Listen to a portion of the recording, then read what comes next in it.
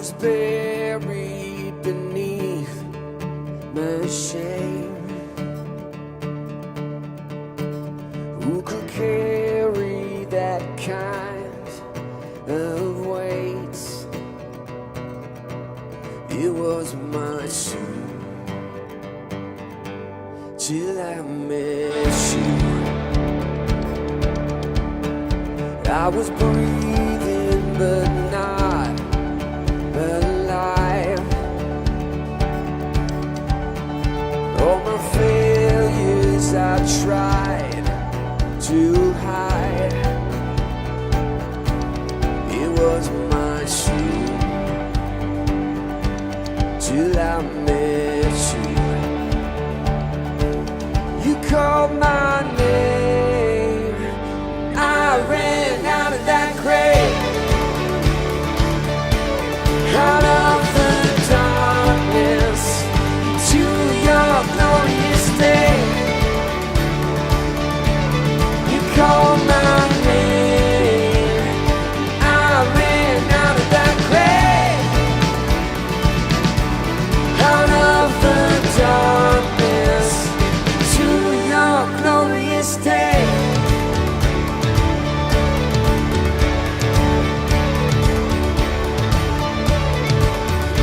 Now your mercy has saved my soul. Now your freedom is all that I know. He all made new. Jesus, when I met you, oh, what a day. You called my name, and I ran out of that grave, out of the darkness to your glorious day. You called my name, I ran out of that grave, out of the darkness to your glorious day.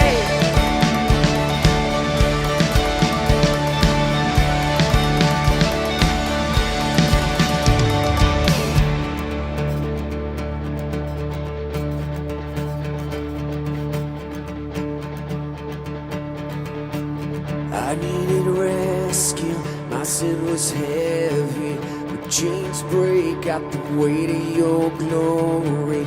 I needed shelter, I was an orphan, now you call me a citizen of heaven. When I was broken, you were my healing, now your love is the air that I'm breathing. I have a future, my eyes are open, 'cause when you called my name, I ran out of that grave, out of the darkness to your glorious day. You called my name, I ran out of that grave, out of the darkness to your glorious day. Oh.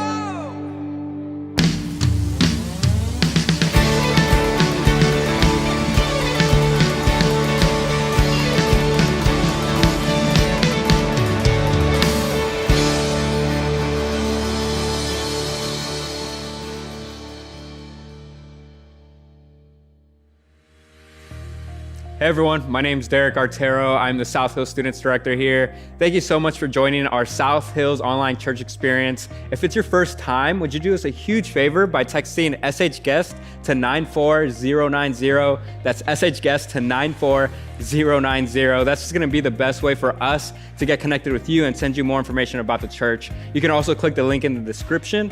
Also know that you can connect with us by checking out our Instagram and our Facebook and even our website at southhills.org to stay up to date with all things South Hills. Also, if you need prayer for anything, we want to pray for you, or if you want somebody to pray with you over the phone, just text SHPRAY to 94090. That's SHPRAY to 94090. Also, parents, we created an entire online church experience for your preschoolers to your fifth graders, and you can find that at southhills.org/onlinekids. We also have something for your middle schoolers and your high schoolers, and you can find everything that we do for them at southhills.org/burbank/students. Thank you so much for joining us. Sit back and enjoy the rest of the service. Everybody has questions. Well, other people do. Obviously not you. Questions like, Hey, Jesus, can I be a Christian and still have doubts? Asking for a friend. This one's a bit of a two-parter. Is the Bible reliable? Isn't it full of errors? Why do people make such a big deal about baptism? If God really cared, then why would he allow that? Aren't all religions basically the same? Okay, God the Father, Jesus the Son, and the what? clearly these aren't your questions. And even if they were, you were just asking for a friend.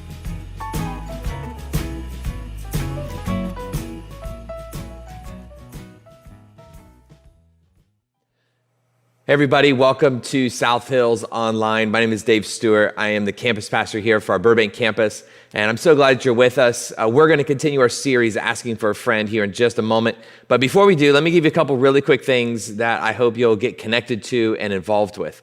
First of all, we are going to be hosting another blood drive coming up very soon on June 24th and 25th. We realize that we are in a critical situation once again because of COVID-19 and many of the cancellations that have happened. So we're partnering with Cedars-Sinai, and we're going to do a 2-day blood drive. It's going to be here at the church. You're going to see all the information, and you'll know exactly where to go when you arrive.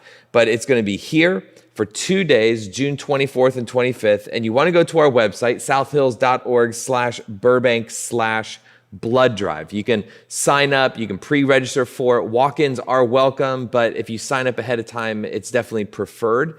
But we just want to continue to do good and helping people during this critical need. And just keep this in mind. When you give blood, when you donate blood, you are literally saving lives. And so this is why as a church, this is such a big deal for us. So consider helping us out with that blood drive if you would. And then secondly, our South Hills kids are going to do something really fun for dads for next weekend's Father's Day. So June 21st is Father's Day, and they're going to host a packet pickup. So they're going to do some pre-built crafts that your kids can do at home for their dads. And it's going to be fun, and it's going to be exciting for dads to get these gifts at home.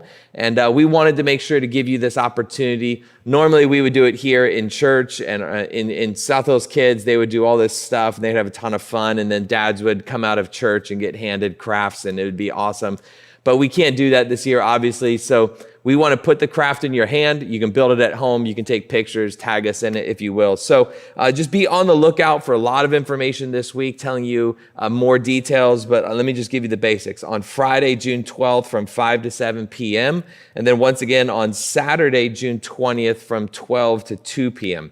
You can come by the church, bring your kids with you. It'll be a contactless handoff of crafts for Father's Day. So help us with that if you will. Blood drive, craft pickup for your kids, something special for Father's Day for all you dads. So we can't wait. I heard a rumor that it might be something to do with grills. They might be building you a grill.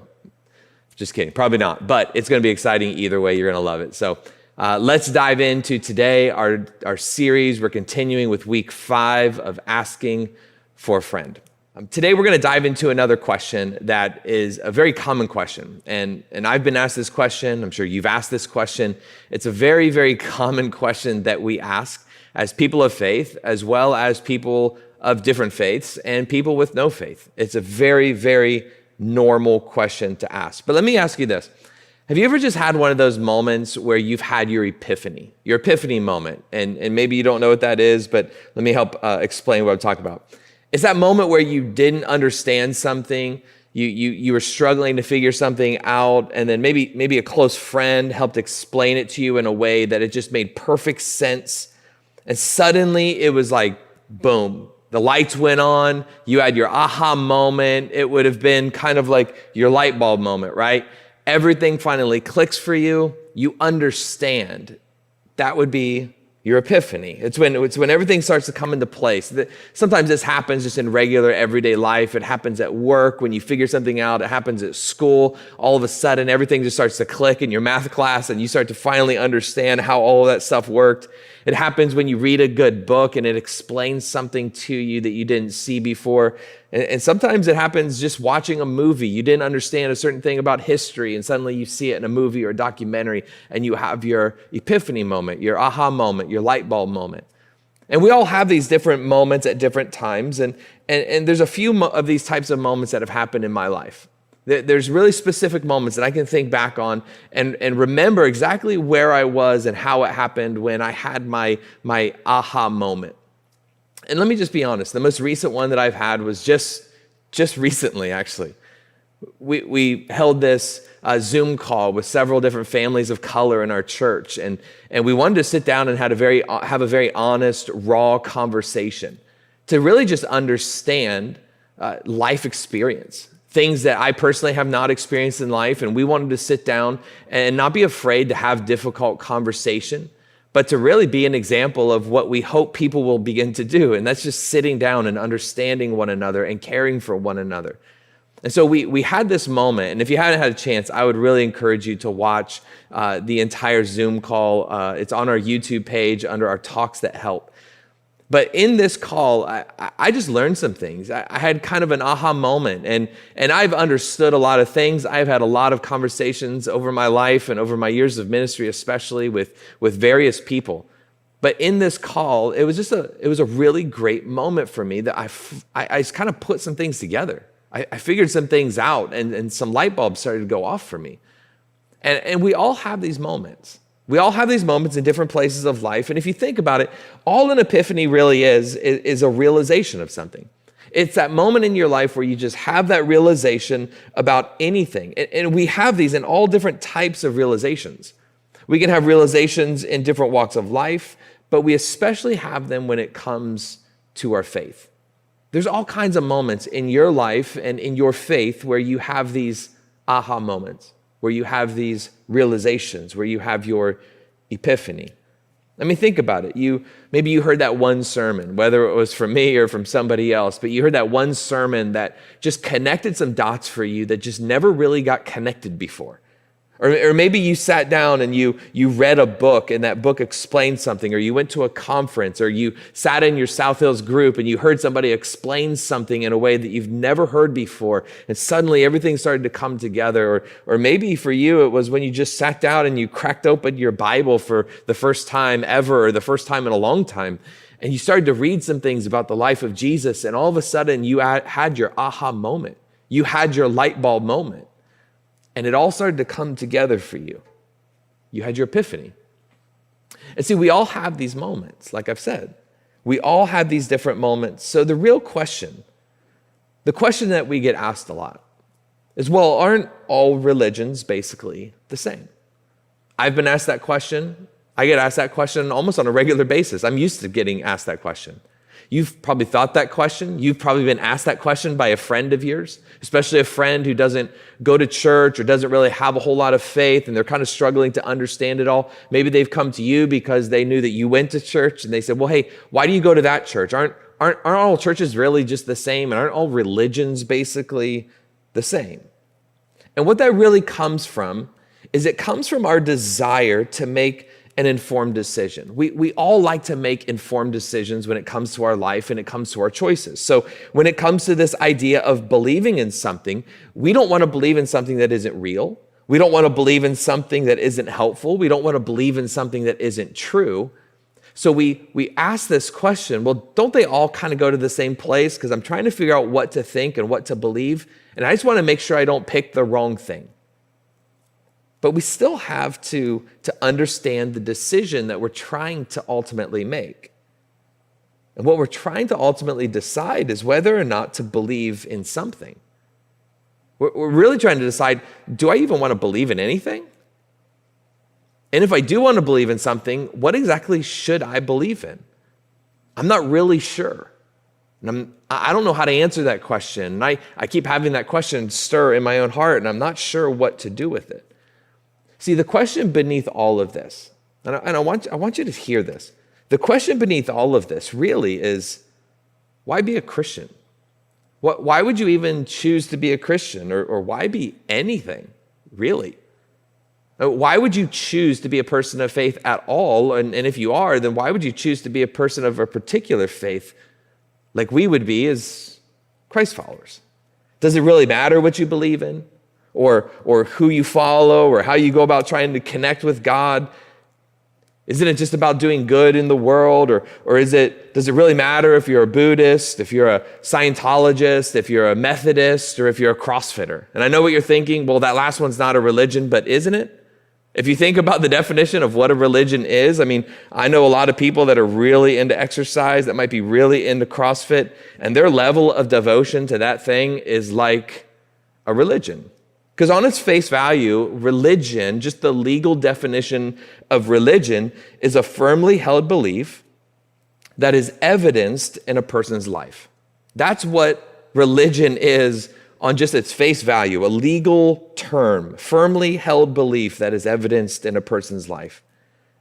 Now, personally, I would argue this, that every person, regardless of who they are, is a religious person, based on that definition.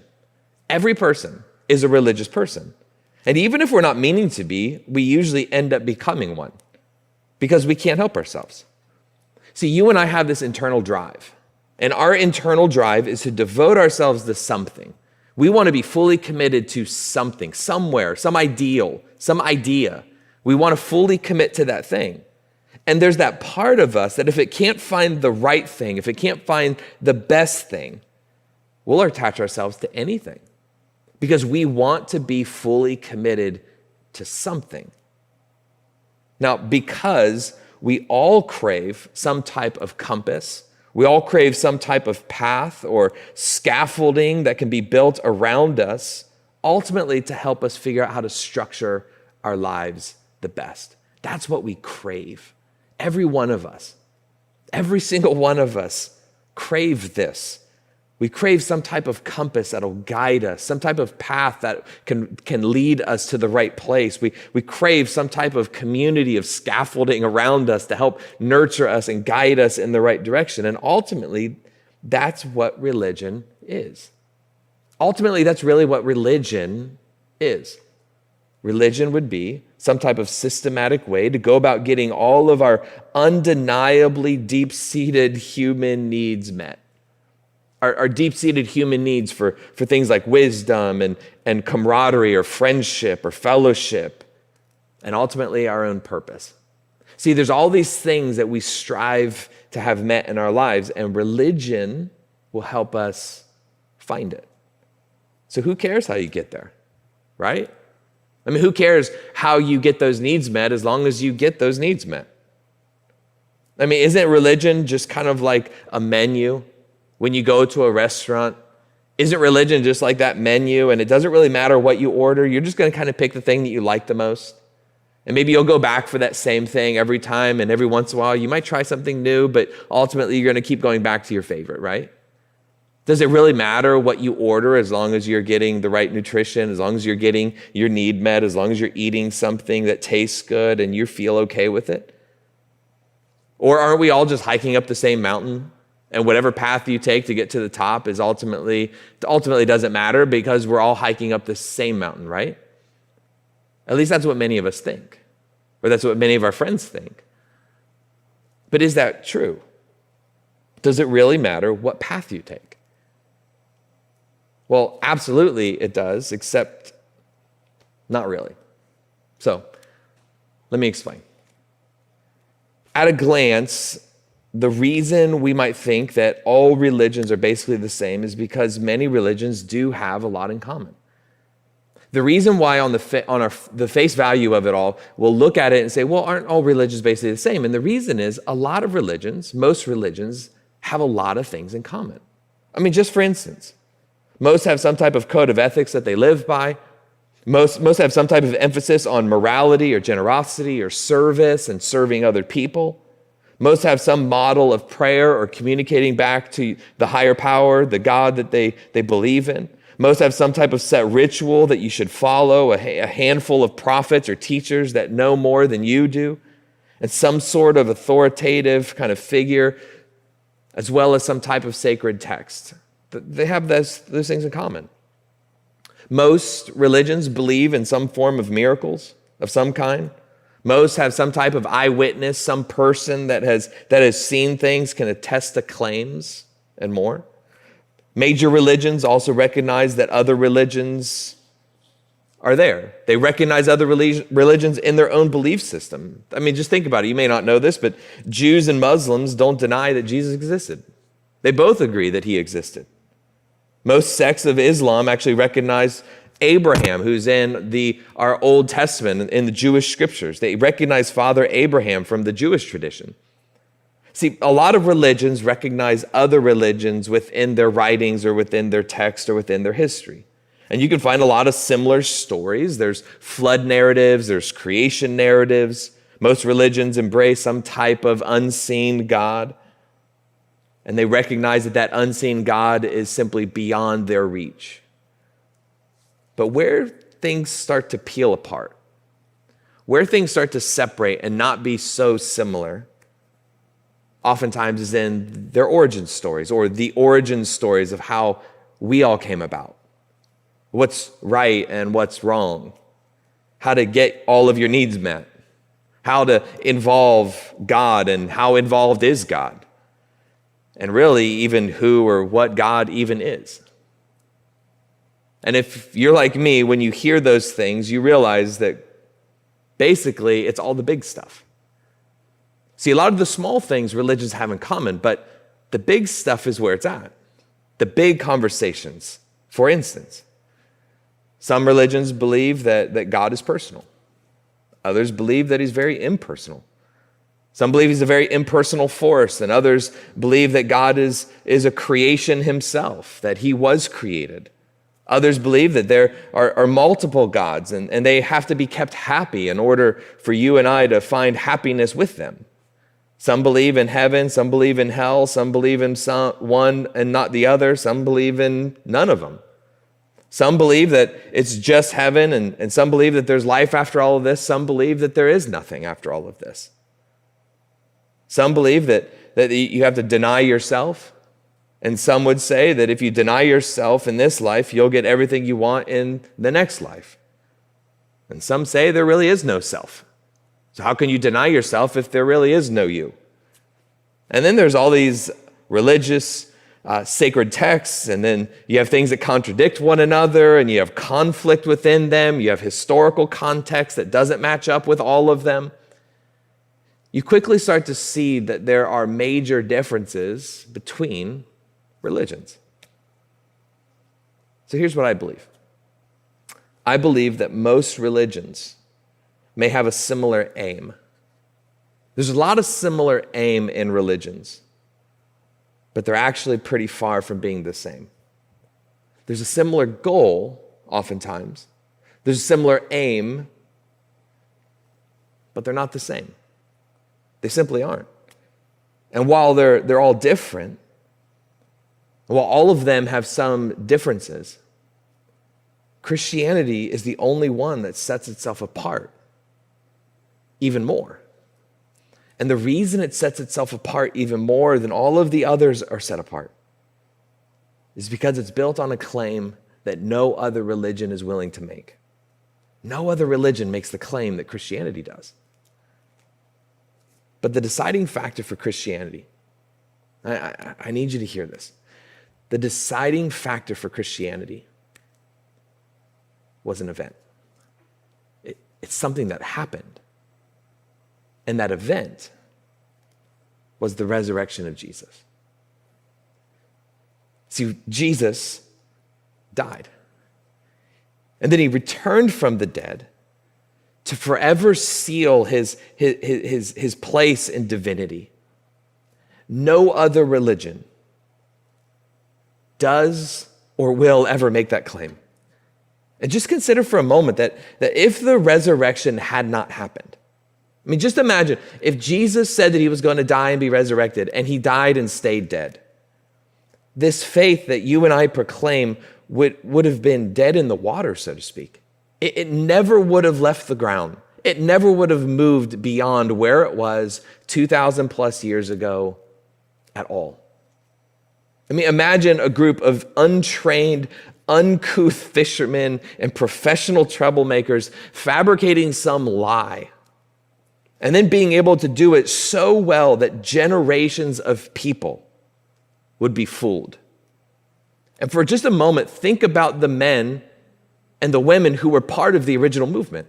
You had Peter, who was just an ordinary guy. He was just a fisherman. So was Andrew and James and John. They didn't think in terms of big conspiracy theories. They weren't all about trying to figure out how to fool the entire world. They barely knew how to leave their own town, let alone having enough courage to stand in the face of death when they were being threatened with their own lives, and they never once wavered on who Jesus was. Why? Well, then you have the Apostle Paul come along. And the Apostle Paul was all about trying to eradicate this Christian faith, this beginning movement, this thing called the way. He was all about putting this thing down.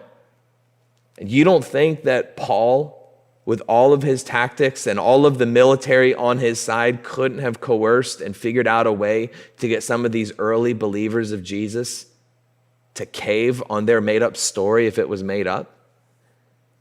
I mean, he would have been happy to expose the truth. That was his mission. That was his goal that was handed down to him.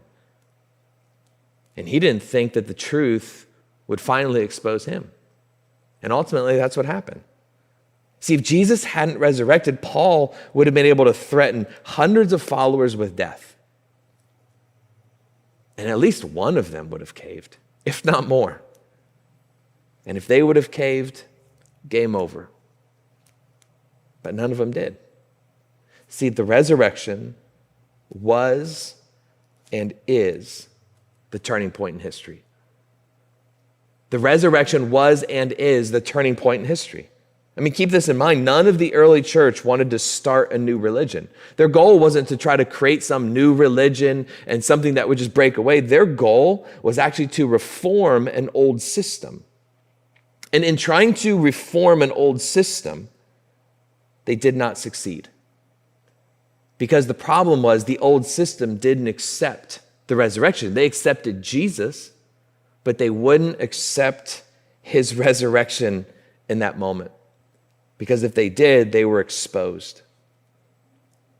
And so they simply couldn't. They couldn't receive what they were saying. And to this day, there's a group of Jews that still choose to disagree that the resurrection ever happened. They don't deny Jesus, while there's still a whole group of Jews that hold on to their Jewish tradition but believe in the resurrection.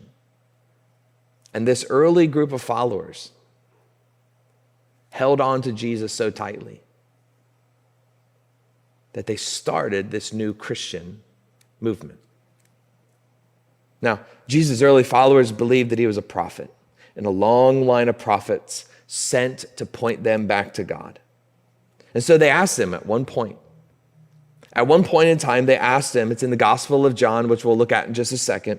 They asked him at one point in time, what do we need to do to see and experience God? Because they believed Jesus was just another prophet. His goal was to just point them back to God. And so they asked him this question, Jesus, teacher, rabbi, tell us what we need to do so that we can experience God. And then Jesus says something that in my mind would have frozen everybody in their tracks. Jaws would have hit the floor. Everybody would have been speechless in this moment. And here's what Jesus says. John chapter 14, verse 9 in the ESV translation, Jesus says to them, have I been with you so long, and you still do not know me, Philip? He's speaking directly to Philip, but the other guys are there. Philip was just the only one willing to ask. Whoever has seen me has seen the Father. And so how can you say, show us the Father? See, Jesus made a claim in this moment. And here's the claim that he made. He made the claim that he was not just a representative for God. He was a representation of God. And that's a very different claim. Jesus was saying, I am not just a prophet. I am not just a mouthpiece for God. I'm not here to just represent who God is. I am here to be a representation of God because I am God. See, Jesus made a claim that no one would ever make. Nobody would make this claim. And if that is true, if what Jesus said was true, then to me it begs a bigger question. Why would God want to come to this earth? Why would God want to leave his place, wherever it was and whatever people were believing back then of where God resided? Why would God want to leave his place in heaven to become us? To leave his place and take on the form of a human? Why does he want to know us or see us or even understand us? And why would he insist on saying or showing himself to us? See, the answer really is buried in the question. And to me, it's what sets Christianity apart from all other religions. It's this idea that Christianity isn't about what we need to do to get to God. Christianity is not about what we need to do to get to God. It's about what God already did to get to us. It's that we're not trying to do everything we can to somehow earn enough or be good enough to somehow find a pathway to God. It's that God did everything to come to us. And the Apostle Paul actually writes this in the book of Romans. It's Romans chapter 5, verse 8. And in the Passion Translation, it says it like this: but Christ proved God's passionate love for us by dying in our place while we were still lost and ungodly. I mean, that's such a crazy thought, that Christ proved God's passionate love for us, that God loved us, that he was willing to allow Christ to take our place.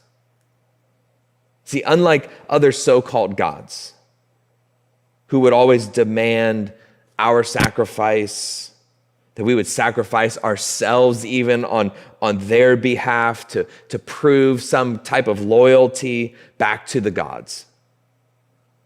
This God, the Hebrew God, the God of the New Testament and the Old, the God that sent Jesus, his son, that God sacrificed part of himself on our behalf, not to try to coerce us, but to show us how much he loved us. That's completely different than any other religious perspective.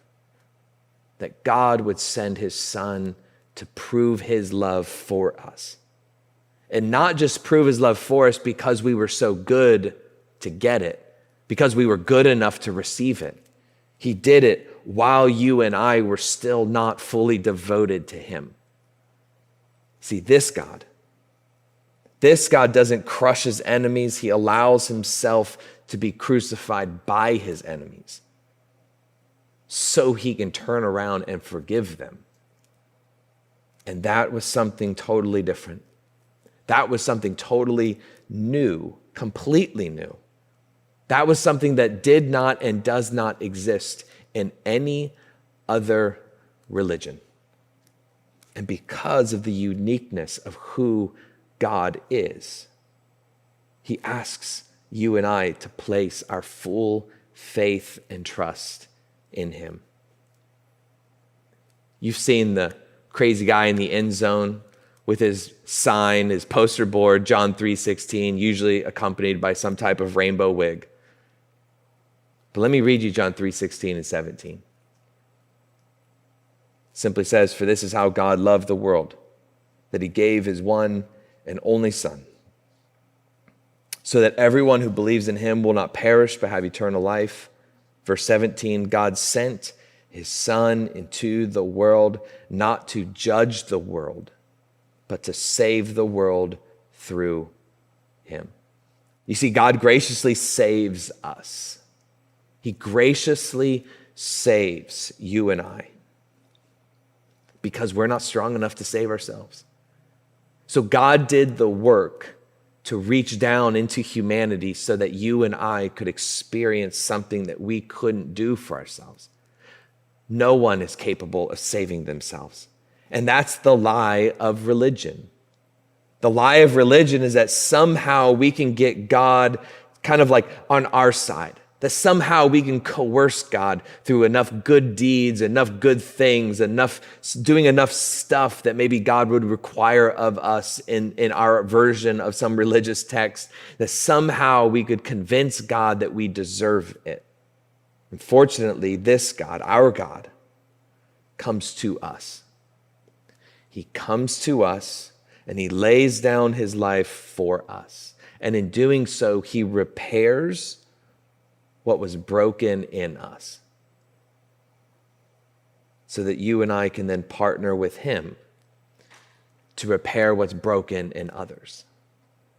You see, the basis of Christianity isn't earning and achieving, it's about receiving and reflecting.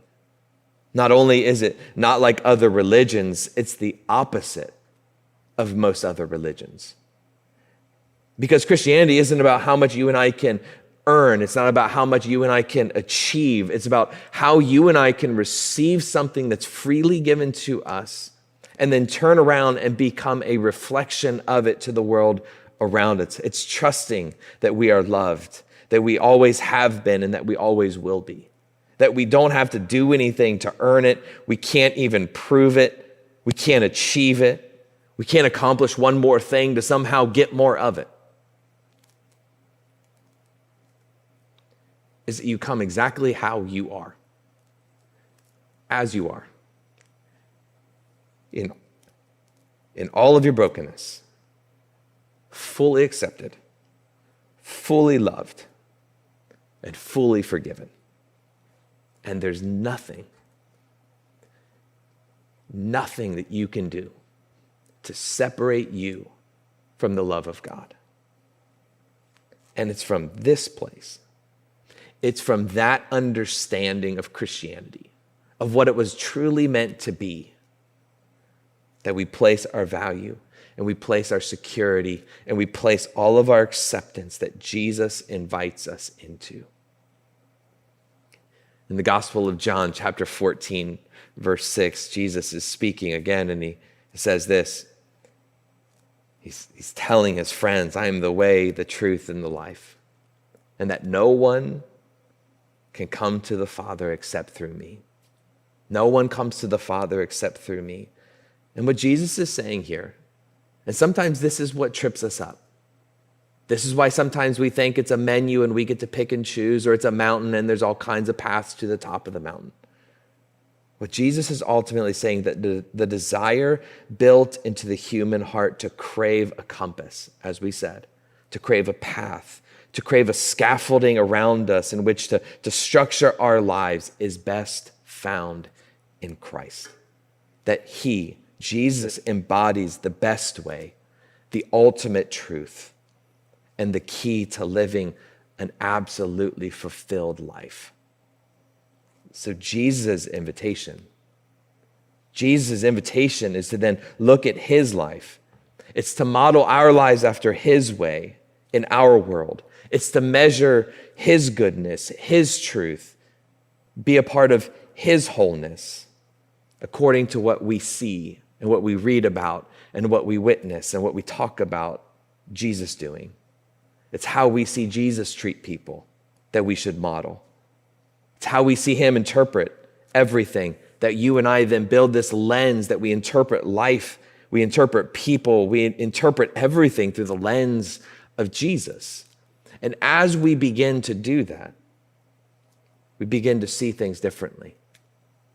And again, it's all filtered through the resurrection of Jesus.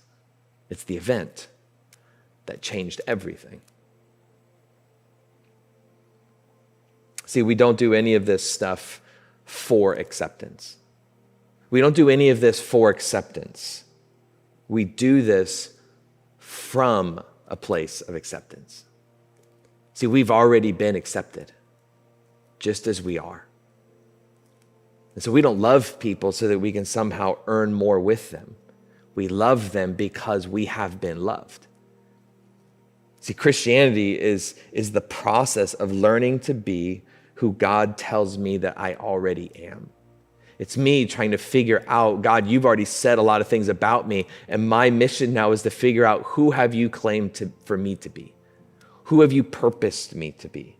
And so this reality isn't something we get to make true about ourselves by doing something. It's not that we can just do 1, 2, 3, and 4, do some list and somehow we achieve it. It's just already true.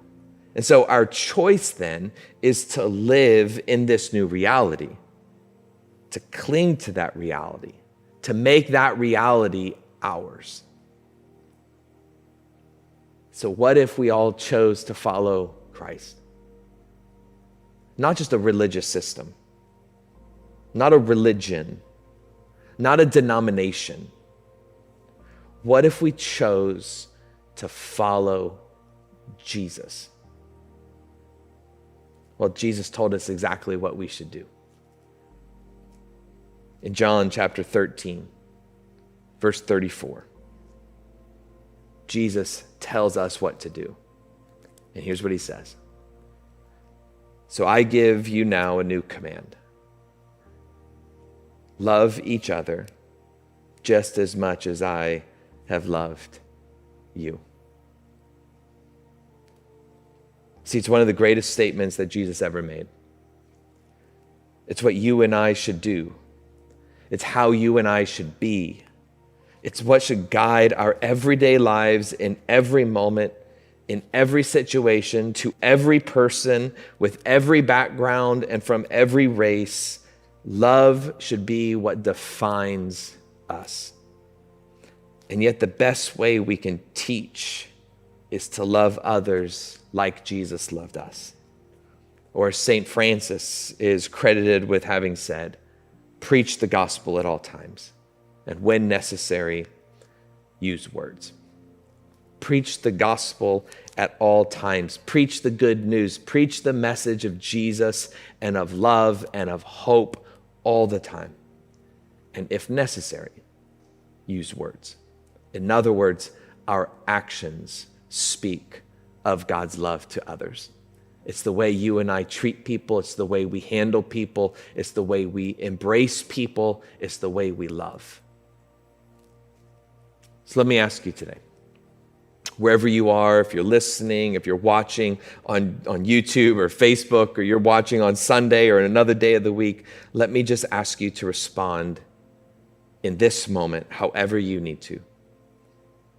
If you need to say yes to Jesus, if you've never claimed to follow after Christ, I want to encourage you to just say yes. I want to encourage you to go all in with Jesus and who he says he is, because it's true.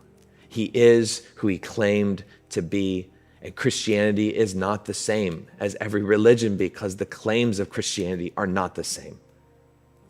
And if today is the day that you know without a doubt that you want to say yes to Jesus, I want to encourage you to simply, in your own heart, out loud, right where you are, you can just simply invite Jesus into your life. It's a simple statement. There's no magic words to it. You can just say, Jesus, would you come into my heart? I commit my life to you. And if that's you, would you do me a huge favor today, and would you let us know? There's a link in the description below this video. You can find the phrase, I said yes. There's a link there that you can click on, or you can simply text, I said yes, to 94090. And we would love to follow up with you, to connect with you, to give you some resources to start figuring out this journey that you are now starting. But this is the greatest decision that you'll ever make. And so congratulations on making that decision today. Now, if you've already said yes to Jesus, and maybe you're wrestling with this question. Maybe you've never said yes to Jesus, but you're in a place where you're honestly wrestling with this question. Good. You need to. You need to think about it. You need to wrestle with it. This is not something that you should just choose lightly. So I would encourage you to dig in, to dig deep, to take some time to investigate the resurrection of Jesus, the claim that was different from all other claims, the thing that set Jesus apart from all other religious leaders. Research the resurrection of Jesus, the event that defined our faith.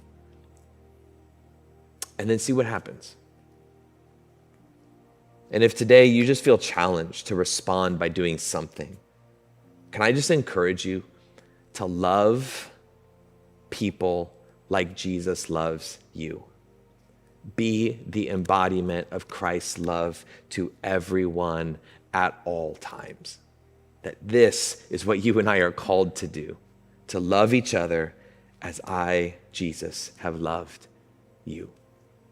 That's our marching orders. That should be what we strive to do as Christians. Now, in just a moment, we're going to have an opportunity today to respond to the message through receiving communion together. There's going to be a worship song that comes up right after this, in just a moment, right after I pray. During that song, you're going to see some prompts that come up at the bottom of the screen, encouraging you to receive the bread and to receive the cup. And so I just want to encourage you, whatever you have around the house, whatever it is, if you'll just find something that can just represent the bread and the cup, whatever that bread and cup is, if you'll get those elements ready, I want to encourage you to participate. Obviously, you don't have to. This is not something that you're forced to do. But I want you to remember, communion is our response to never forget what Jesus did for us. It's to never forget how much Jesus loves us, that what Jesus did to prove his love for you and I, and then to provide to you and I healing and salvation and redemption and grace in a way that you and I desperately need it, that we could have never done this for ourselves.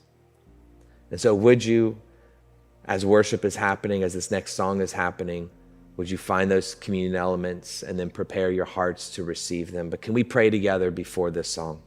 So Jesus, thank you. Thank you that we can ask hard questions of you. Thank you that you're not offended by our questions and the wrestle that we all feel at times. Thank you that you have never changed who you are, that you are the same yesterday, today, and forever. And so today I pray that our hearts would be flooded with your grace. God, would we all take a moment to just sit in your goodness and understand that you are a God that cares for each and every one of us. God, would you help us to trust in these seasons of life that are challenging for us, the seasons of life that are difficult for us, the times that we ask a lot of questions and we don't feel like we're getting a lot of answers. God, I pray for those today that are saying yes to you, that are choosing to follow you. God, would you allow them today to just feel your presence wherever they are and in this moment. God, I pray that as they make a commitment to follow you, God, it's not a commitment to be perfect. It's not a commitment that life is somehow going to get easier. God, it's a commitment that they can now hold on to you and they can lean into your promises. They can lean into who you are and gain from your strength. So God, would you be with them and would you let them know today just in their hearts how proud we are, how proud I am of them for making this decision. And God, for all of us today, help us to embrace this call that you've placed on each and every one of us to love people the way you have loved us. God, help us to extend that kind of love and that kind of grace to every person that we encounter, no matter who they are, no matter what they think, no matter what they believe, no matter how they vote. It does not matter. We choose to love because you loved us first. So God, we thank you. And would you bless all of our hearts, God, as we receive in communion today and remember exactly what you have done for us. And it's in your name we can pray it. Amen.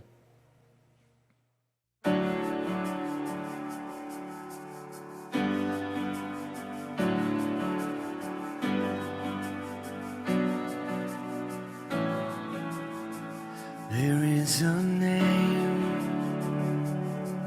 who reigns without contention, whose power can't be questioned or contained. With humble fame, he rules the earth and heaven.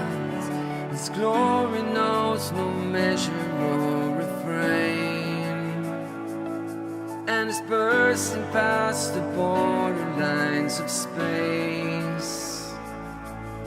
Jesus, enthroned upon the praises of our hearts.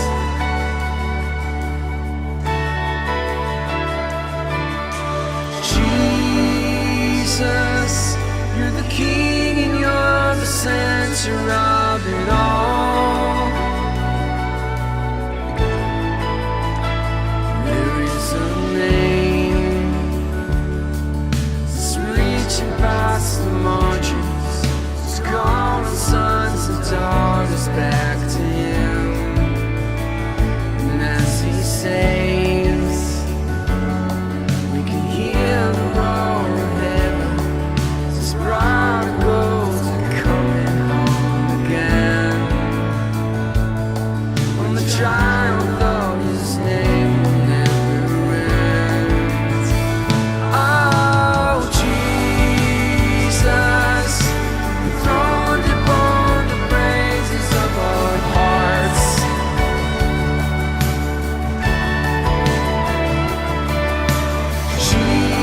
Jesus, you're the King and you're the center of it all.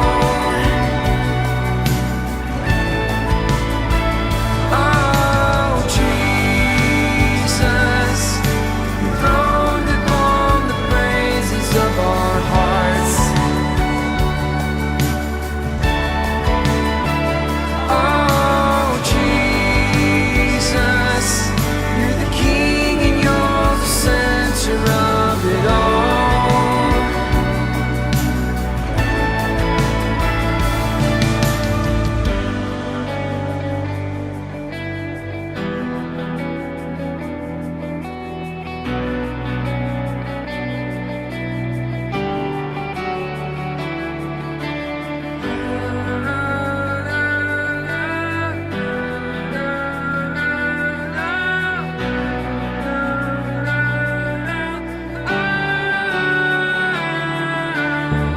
For every eye will see, every heart will know, there is no name above the name of Jesus.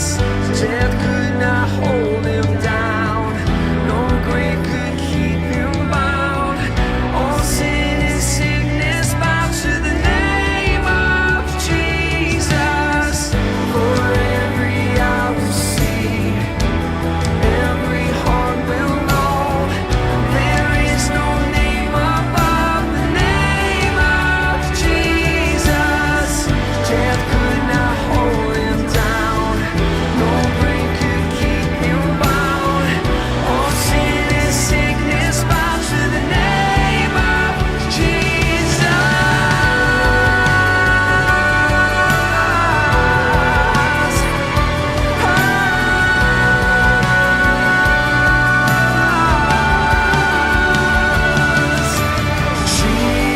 Jesus, enthroned upon the praises of our hearts. Oh, Jesus, you're the King and you're the center of it all. Oh, Jesus, enthroned upon the praises of our hearts. Oh, Jesus, you're the King and you're the center of it all.